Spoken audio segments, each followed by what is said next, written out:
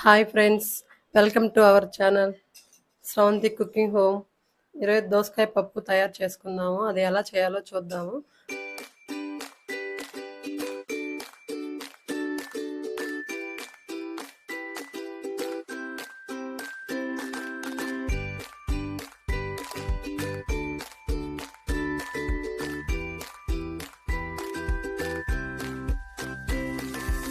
First అయితే 3 స్పూన్ల oil తీసుకున్నాము.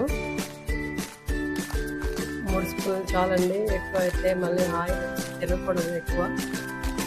పోపు దినుసులు వేసుకోవాలి. ఇప్పుడు ఆవాలు, జీలకర్ర,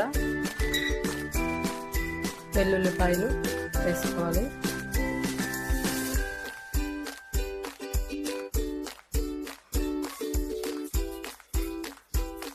ఇప్పుడు ఆనియన్స్ కూడా వేసుకోవాలి.